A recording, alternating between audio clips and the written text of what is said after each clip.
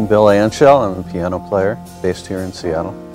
I am actually a Seattle native, but I was gone, left here shortly after high school, kind of moved around a lot like jazz people tend to do, and was gone for about 25 years and just wound up back here 5.5 years ago. Well, when I was a kid, I played just about every instrument. I think in 4th grade I started on cello, and 5th grade, when you get into band instruments, I was playing clarinet, and I took trumpet at some point and guitar, and basically I had lessons on all these instruments except piano, but I would go downstairs to, my parents had an upright, and I would just pick out what I heard by ear.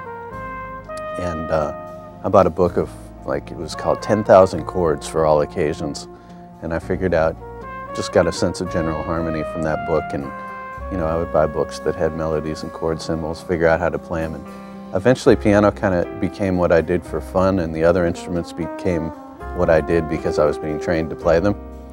And then at some point, I guess I had a revelation that if I really liked piano more than I liked the other ones, that should be the instrument I put in all my time on. And I actually played saxophone more than any of those eventually. But in college I decided I would just give up all the other instruments and only play piano because it was the instrument I really liked. And that was when I started taking lessons.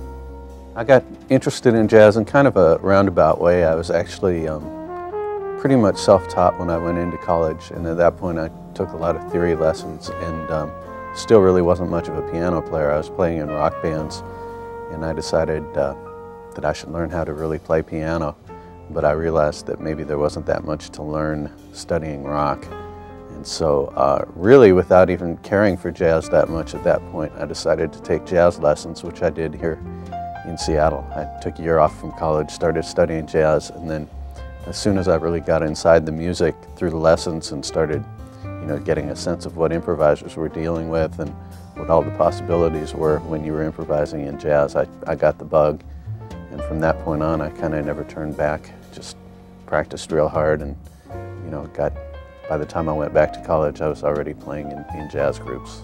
Influences are always tough to name because, at least in my case, I've gone through phases where, for maybe a year at a time, or in some cases a lot longer, where I had 2 or 3 particular influences, and then I would find some other direction I might want to go and latch on to other people. And I've really been influenced by almost all the really great piano players, and I've listened hard to a lot of the really great horn players. So it's hard to name one. My current obsession, I guess, for the last 5 years or so has been the way Herbie Hancock played, especially some of the more straight-ahead stuff he did with Miles Davis and that kind of playing.